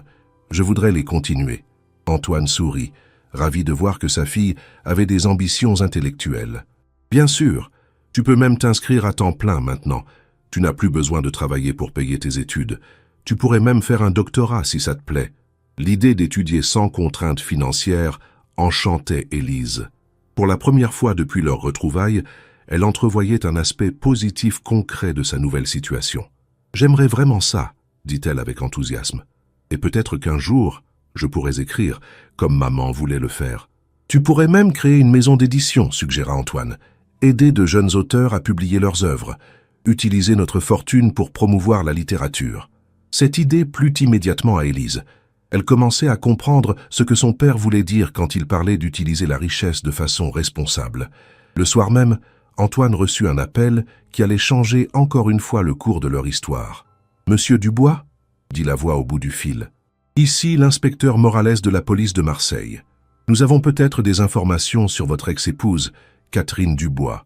Une femme correspondant à son signalement a été admise dans un centre de désintoxication de notre région il y a 6 mois. Elle se faisait appeler Catherine Martin, mais ses empreintes correspondent à celles de votre épouse. » Antoine sentit son cœur s'emballer. Catherine était vivante. « Dans quel état est-elle » demanda-t-il, redoutant la réponse. « Physiquement, elle va mieux depuis qu'elle suit le programme du centre, » répondit l'inspecteur. « Psychologiquement, c'est plus compliqué. Elle parle souvent d'une fille qu'elle aurait perdue. Elle dit qu'elle la cherche encore. Les médecins pensent qu'elle n'a jamais accepté la disparition de son enfant. » « Elle ne sait pas qu'Élise a été retrouvée » demanda Antoine. « Non, elle ne regarde pas les informations, ne lit pas les journaux. Elle vit complètement coupée du monde extérieur. Voulez-vous que nous la prévenions ?» Antoine réfléchit rapidement. Cette nouvelle était trop importante pour être annoncée par téléphone ou par des étrangers. « Non, » dit-il finalement, « je vais venir la voir moi-même, avec Élise. Catherine doit apprendre la nouvelle de notre bouche. » Il nota l'adresse du centre et promit d'être là le lendemain. Quand il raccrocha, Élise le regardait avec des yeux brillants d'espoir et d'appréhension. « Maman est vivante » murmura-t-elle. « Elle est vivante, ma chérie. Et demain, nous allons la retrouver tous les deux. » Antoine prit sa fille dans ses bras, réalisant que ce miracle de Noël n'était peut-être pas encore terminé. Après 15 ans de séparation et de souffrance, leur famille allait peut-être enfin pouvoir se reconstruire. Mais il ne dit pas à Élise ses inquiétudes concernant l'état psychologique de Catherine. 15 ans d'alcoolisme et de dépression laissaient forcément des séquelles. Sa femme serait-elle capable de reconnaître leur fille? Serait-elle assez stable pour supporter le choc de ces retrouvailles? Et surtout, pourrait-elle pardonner à Antoine de ne pas avoir su protéger leur enfant? Cette nuit-là, ni le père ni la fille ne purent fermer l'œil. Ils étaient à la veille de retrouvailles qui pourraient soit compléter leur bonheur, soit le compliquer davantage. Mais ils savaient tous les deux qu'ils devaient tenter cette réconciliation familiale, quelles qu'en soient les conséquences. Le voyage vers Marseille se déroula dans un silence chargé d'émotions. Antoine avait affrété un jet privé pour éviter les paparazzis et préserver l'intimité de ces retrouvailles si particulières. Élise regardait par le hublot les nuages qui défilaient, tenant fermement le collier au cygne entre ses doigts. Dans quelques heures, elle allait rencontrer sa mère pour la première fois depuis 15 ans, une femme dont elle ne gardait que des souvenirs fragmentaires et flous. « Comment crois-tu qu'elle va réagir ?» demanda Élise pour la 10e fois depuis le décollage. Antoine prit la main de sa fille, sentant qu'elle tremblait légèrement. « Je ne sais pas, ma chérie. Ta mère a beaucoup souffert, et l'alcool a probablement endommagé sa mémoire et sa capacité à gérer les émotions fortes. Il faut que tu te prépares à toutes les éventualités. Et si elle ne me reconnaît pas ?» La peur dans la voix d'Élise était palpable. « Et si elle refuse de croire que c'est vraiment moi ?» Antoine avait les mêmes craintes, mais il ne voulait pas les partager avec sa fille. « Dans ce cas, nous prendrons le temps qu'il faudra pour la convaincre. L'important, c'est qu'elle sache que tu es vivante et que tu es revenue. » Le centre de réhabilitation. Les Pins Bleus étaient situés dans les collines au-dessus de Marseille, un établissement moderne et discret spécialisé dans le traitement des addictions et des troubles psychologiques. Le directeur, Dr Lemercier, les accueillit personnellement, visiblement impressionné par l'importance de ses visiteurs. « Madame Martin, Catherine, va mieux depuis quelques mois », expliqua-t-il en les conduisant vers son bureau. « Elle a arrêté de boire, elle mange correctement, elle participe aux thérapies de groupe, mais elle reste très fragile psychologiquement. Elle passe des heures à regarder par la fenêtre et elle parle souvent de sa fille comme si elle était encore vivante quelque part. « Comment lui avez-vous annoncé notre visite ?» demanda Antoine. « Je lui ai simplement dit qu'une personne de son passé souhaitait la rencontrer, » répondit le médecin. Elle a semblé anxieuse, mais pas hostile. Cependant, je dois vous prévenir. Le choc de ces retrouvailles pourrait provoquer une rechute. Nous devons procéder avec une extrême prudence. Le docteur les conduisit vers le jardin thérapeutique du centre, un espace verdoyant avec des bancs, des massifs de fleurs et une petite fontaine. « Elle passe beaucoup de temps ici, » expliqua-t-il. « Elle dit que le bruit de l'eau l'apaise. » Antoine et Élise échangèrent un regard. Catherine avait toujours adoré les jardins et les points d'eau. C'était un trait de caractère qui n'avait visiblement pas changé. Et puis ils la virent.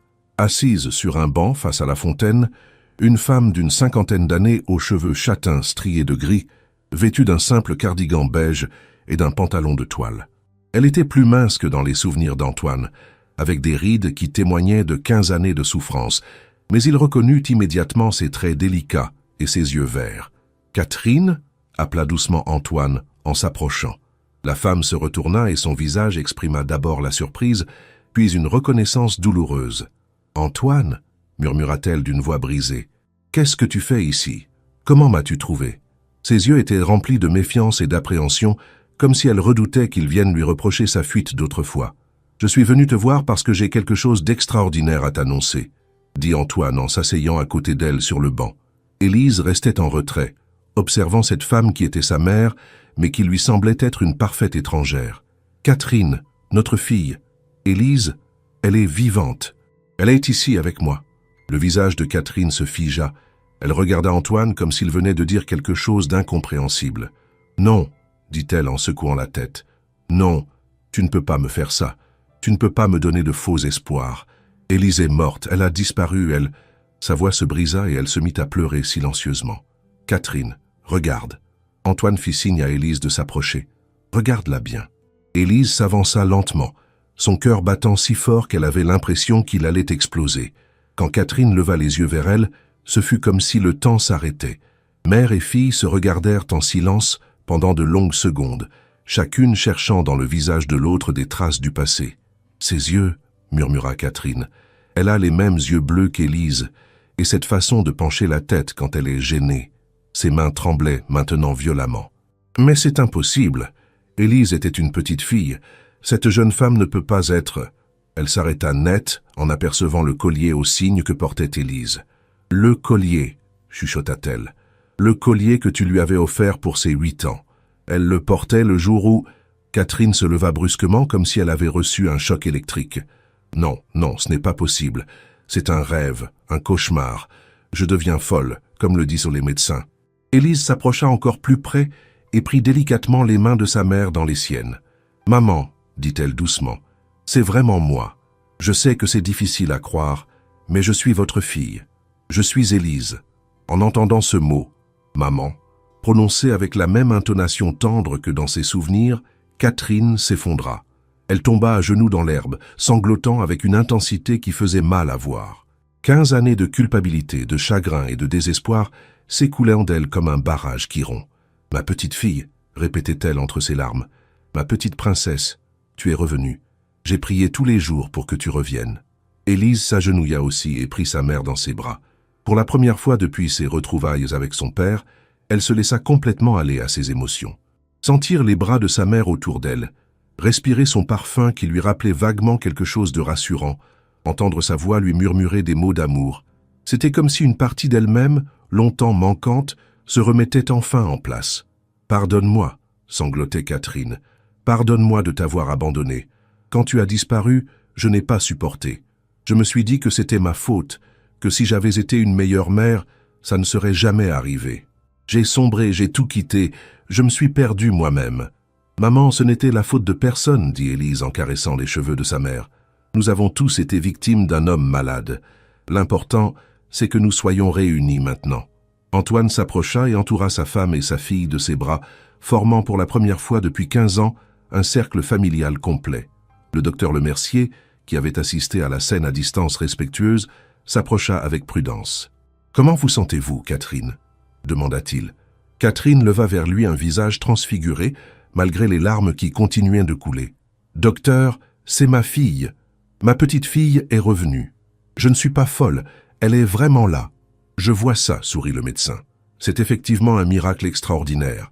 Mais nous devons faire attention à ne pas vous surexciter. Ces émotions sont très intenses pour quelqu'un qui sort d'une longue période de dépression. » Il suggéra qu'ils continuent leur retrouvaille dans un cadre plus calme, dans le salon privé du centre.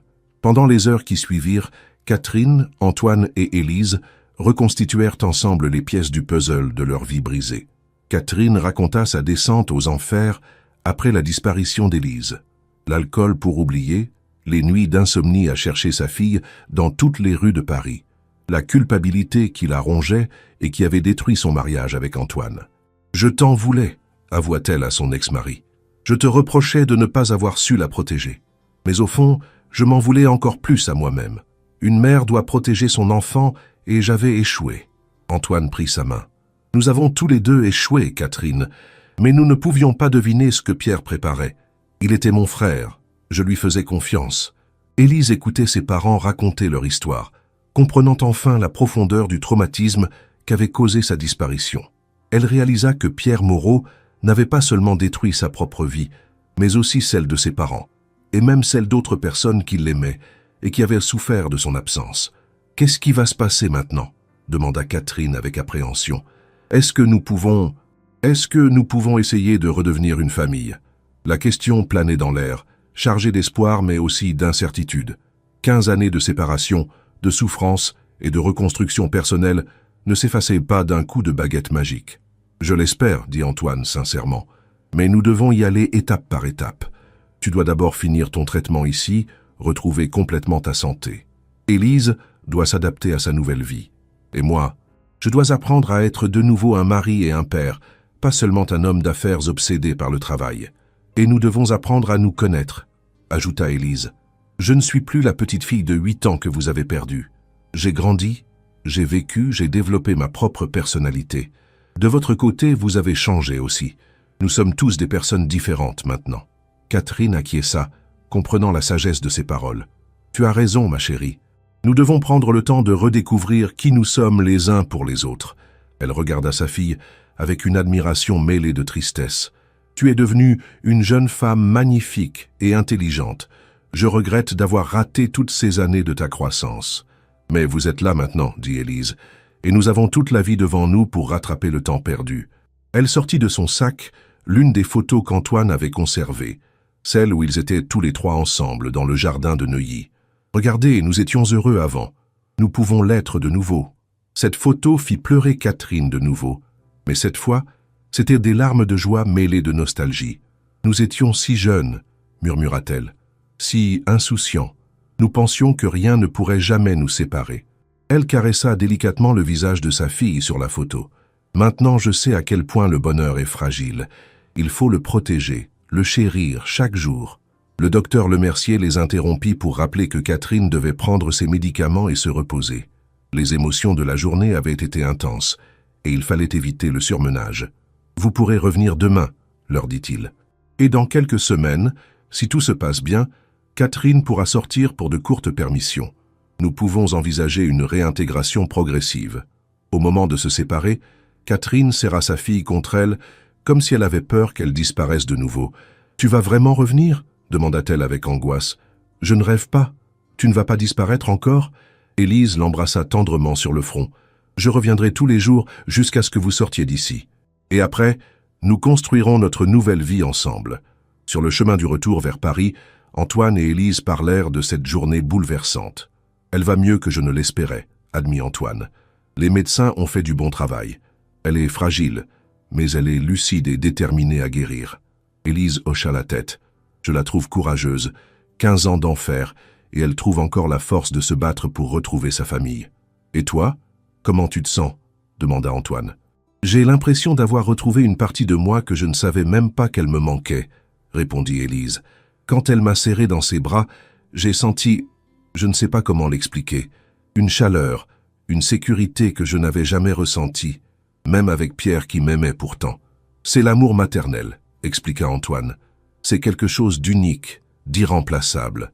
Ta mère t'aimait déjà avant ta naissance. Elle t'a porté dans son ventre, elle t'a nourri de son lait.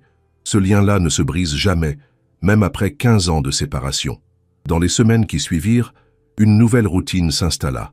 Antoine et Élise se rendaient à Marseille 3 fois par semaine pour voir Catherine, qui progressait de jour en jour. Les médecins étaient stupéfaits par la rapidité de son rétablissement. Retrouver sa fille lui avait donné une raison de vivre et une motivation extraordinaire pour guérir. Élise, de son côté, s'adaptait progressivement à sa nouvelle vie. Elle avait repris ses études à la Sorbonne, mais cette fois en tant qu'étudiante privilégiée qui n'avait plus à s'inquiéter de payer son loyer ou ses repas. Elle découvrait les avantages de la richesse. Les meilleurs professeurs particuliers, l'accès aux bibliothèques privées, la possibilité de voyager pour ses recherches, mais elle découvrait aussi les inconvénients, les paparazzis qui la suivaient parfois, les faux amis qui l'approchaient pour son argent, la pression sociale de devoir représenter dignement la famille Dubois. « C'est un apprentissage », lui disait Antoine. « Tu apprends à distinguer les vraies relations des intérêts. » Un jour, en fouillant dans les affaires que Pierre Moreau lui avait laissées, Élise découvrit une lettre cachetée à son nom, avec une note. « À ouvrir seulement si tu découvres la vérité sur ton passé. » Les mains tremblantes, elle décacheta l'enveloppe et lut les mots que son ravisseur lui avait laissés. « Ma chère Clara, » commençait la lettre, « si tu lis ces mots, c'est que tu as découvert qui tu es vraiment. Je sais que tu dois me haïr maintenant, et je le mérite. Ce que j'ai fait était impardonnable, mais je veux que tu saches que je t'ai aimé comme ma propre fille. Au début, c'était de la vengeance. Je voulais faire souffrir mon frère comme j'avais souffert d'être rejeté par notre père, mais très vite, tu es devenu la lumière de ma vie. Tu m'as donné une raison de vivre, un but. J'ai essayé de te rendre heureuse, de te donner tout l'amour que je pouvais. Je sais que ce n'était pas suffisant pour compenser le mal que je t'ai fait, mais c'était sincère. Pardonne-moi si tu peux. Si tu ne peux pas, je le comprends. Sois heureuse, ma petite princesse. Tu le mérites plus que quiconque. Celui qui t'a aimé malgré tout, Pierre. » Élise pleura en lisant cette lettre. Pierre Moreau restait un criminel qui avait détruit plusieurs vies, mais elle ne pouvait nier qu'il l'avait aimé à sa façon. Cette ambiguïté émotionnelle était difficile à gérer, mais elle comprenait maintenant que les êtres humains étaient complexes, capables du pire comme du meilleur. 2 mois après leur retrouvaille, Catherine put enfin sortir du centre pour sa première permission. Antoine et Élise l'emmenèrent déjeuner dans un petit restaurant de Cassis, face à la mer. Catherine était nerveuse, peu habituée aux lieux publics, après des mois d'isolement, mais elle rayonnait de bonheur d'être avec sa famille. « C'est la première fois que nous mangeons ensemble depuis 15 ans, » fit remarquer Élise. « Nous devrions fêter ça. » Elle leva son verre de jus d'orange. Catherine ne buvait plus d'alcool. « À notre famille retrouvée, à tous les déjeuners que nous prendrons ensemble à l'avenir. À notre miracle de Noël en retard, » ajouta Antoine en levant son verre à son tour, « à ma fille qui est revenue d'entre les morts et à ma femme qui a trouvé la force de guérir. » Catherine leva son verre avec les larmes aux yeux. « À l'amour qui triomphe de tout, même du temps et de la souffrance. » Ce jour-là, pour la première fois depuis très longtemps, ils ressemblèrent vraiment à une famille normale. Ils rirent, ils se racontèrent des histoires, ils firent des projets d'avenir. Catherine parla de son envie de se remettre à l'écriture, Antoine évoqua la possibilité de lever le pied dans ses affaires pour passer plus de temps avec sa famille, et Élise raconta ses projets d'études et son rêve de créer une fondation pour aider les enfants disparus. 6 mois plus tard, Catherine sortit définitivement du centre de réhabilitation. Antoine avait fait aménager une suite indépendante dans sa propriété de Neuilly pour qu'elle puisse vivre près de sa famille tout en gardant son autonomie. Ils ne s'étaient pas remis ensemble en tant que couple, trop d'eau avait coulé sous les ponts, mais ils avaient renoué une relation d'amitié profonde et de respect mutuel. Élise avait brillamment réussi ses examens et préparait un master en littérature française. Elle avait aussi commencé à écrire ses mémoires, encouragée par ses parents et par son éditeur. L'histoire de l'héritière retrouvée fascinait toujours le public, et son livre promettait d'être un best-seller. 1 an jour pour jour après leur retrouvaille miraculeuse, Antoine organisa une grande fête dans sa propriété.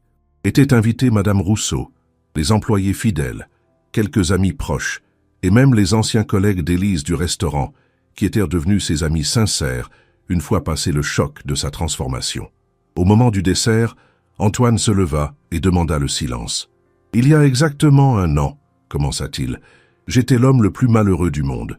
J'avais tout réussi professionnellement, mais j'avais échoué dans ce qui comptait le plus, protéger ma famille.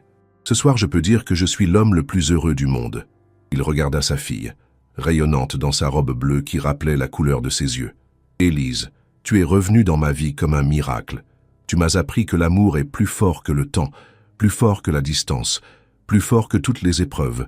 Tu m'as rendu ma raison de vivre. » Puis il se tourna vers Catherine, élégante et sereine, qui avait retrouvé sa beauté naturelle après des mois de soins et d'amour. « Catherine, tu m'as montré ce qu'était le vrai courage.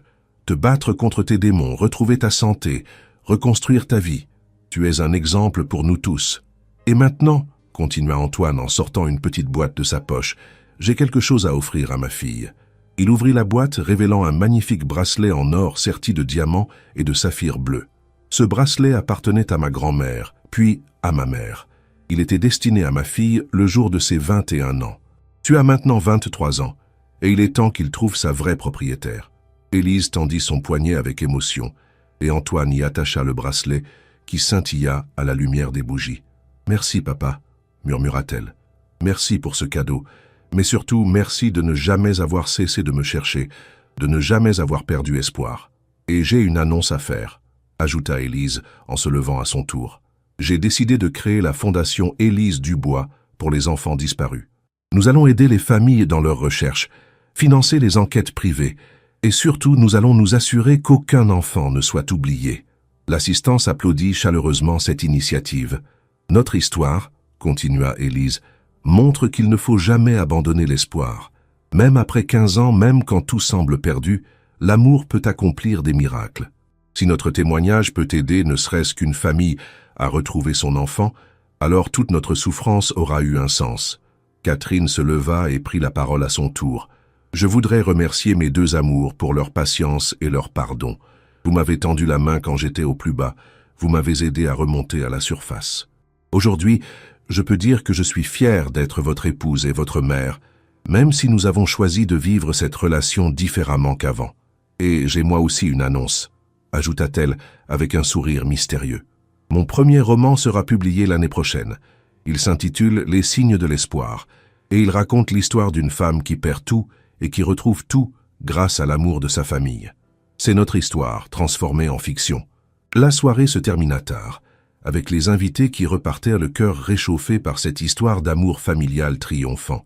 Quand la propriété retrouva son calme, Antoine, Catherine et Élise se retrouvèrent seuls sur la terrasse, regardant les cygnes glisser silencieusement sur l'étang éclairé par la lune. « Tu sais, » dit Élise en caressant son collier aux cygnes qu'elle portait toujours, « je pense que Pierre avait raison sur une chose. Il disait toujours que les cygnes étaient des oiseaux magiques, capables de retrouver leur chemin même après s'être perdus très loin de chez eux. » Elle sourit. « Je suppose que j'étais un petit cygne perdu qui a fini par retrouver sa famille. Et nous, ajouta Antoine en entourant ces 2 femmes de ses bras, nous sommes la preuve vivante que l'amour ne meurt jamais vraiment. Il peut sembler endormi, éteint, mais il suffit d'une étincelle pour qu'il renaisse plus fort qu'avant. Catherine leva les yeux vers les étoiles. Vous croyez que Pierre nous voit là-haut? Vous croyez qu'il sait que nous avons pardonné? Élise réfléchit à cette question. Je l'espère.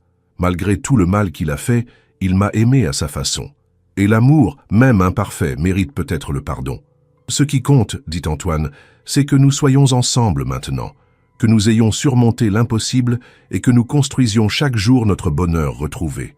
Il regarda sa fille, qui ressemblait tant à sa mère au même âge, et sa femme, qui avait retrouvé sa sérénité après tant d'années de combat. « Je t'aime, papa », dit Élise, en se blottissant contre son père. « Je vous aime, maman », ajouta-t-elle en prenant la main de Catherine. « Et même si nous avons perdu 15 ans, nous avons toute la vie devant nous pour être heureux ensemble. » Cette nuit-là, pour la première fois depuis 15 ans, les 3 membres de la famille Dubois s'endormirent sous le même toit, le cœur en paix et l'âme sereine. Dehors, les cygnes continuaient leur danse silencieuse sur l'étang, gardiens éternels de cette famille miraculeusement réunie. L'histoire du collier aux cygnes était devenue légende dans tout Paris. Les gens racontaient qu'il portait bonheur, qu'il avait le pouvoir de réunir les familles séparées. Des bijoutiers proposèrent des répliques, mais Élise savait que son collier était unique.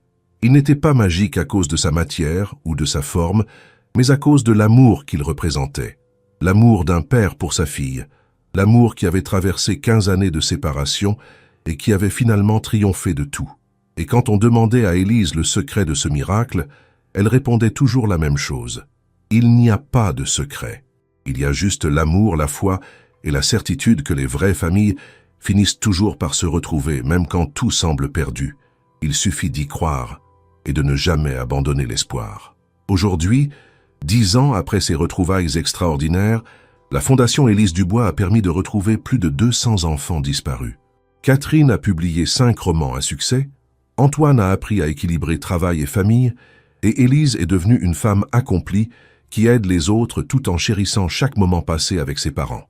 Car finalement, c'est cela, le vrai miracle. Non pas seulement de retrouver ce qu'on a perdu, mais d'apprendre à le protéger et à en profiter pleinement une fois qu'on l'a récupéré.